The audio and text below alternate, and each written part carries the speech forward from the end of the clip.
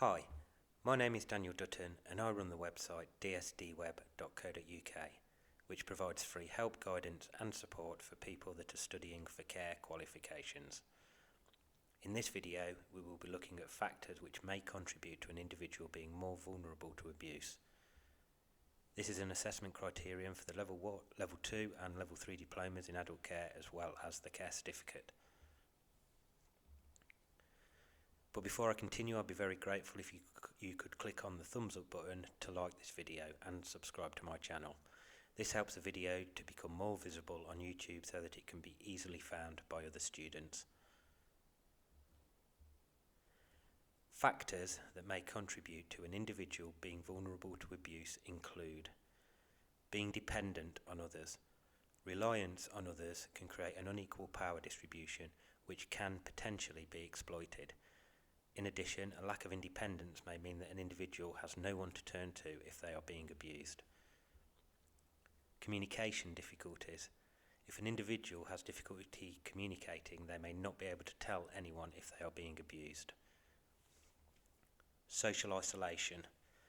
Similarly, individuals that are isolated from others will not have a support network of family or friends that they can turn to if they have concerns. Individuals with impaired cognition may not understand their rights, or that they are being abused, or what they can do about it. There are also several conditions that can make an individual more vulnerable to abuse, which will be covered in the next slide. Individuals with the following conditions may be more vulnerable to abuse. This is not to say that all individuals with these conditions are more vulnerable, but the risk factor is higher. Individuals with physical disabilities may not be able to physically defend themselves. They may also be dependent on their abuser. Individuals with learning disabilities may not understand that they are being abused or what they can do about it. Individuals with dementia may not be able to remember that they have been abused or become confused about what they experienced. Similarly, individuals with mental illnesses may have difficulty distinguishing between what is real and what is an hallucination. This can also lead to them not being believed by others, which is why it is important to take all allegations and disclosures of abuse seriously. Mental illness can also affect an individual's self-esteem and self-confidence, which can make them less likely to report abuse. Individuals that use substances may also be vulnerable because chemicals can temporarily and permanently change their physical and mental functioning. Sedatives can make an individual compliant in whatever they are asked to do.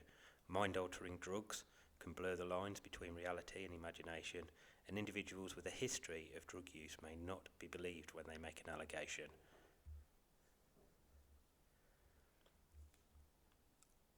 Other factors that can make an individual more susceptible to abuse are related to their environment and their carers. If care staff do not have sufficient training, they will not be competent or confident enough to perform their job role correctly. This has been evidenced in several scandals, such as the Panorama investigation into the Winterbourne View care home. Similarly, high-profile serious case reviews often pinpoint poor management and leadership within care organisations as contributory factors. As well as poor training, this can include poor workplace culture, lack of supervision, and not having robust systems and processes in place. The location of an individual can also affect the likelihood of abuse occurring. An individual that lives alone may be more vulnerable to exploitation, whereas individuals in a care home may be subject to institutional abuse. Conflict within an individual's family, stress and lack of support may make an individual that is cared for by family members more vulnerable to abuse. If their carer has other commitments and priorities or perceives the individual as a burden, it may lead them to becoming neglected. Thank you for watching, and I hope you found this video useful. If you require any additional help or want to send feedback about this video, please feel free to use the comment section below or visit my website dsdweb.co.uk.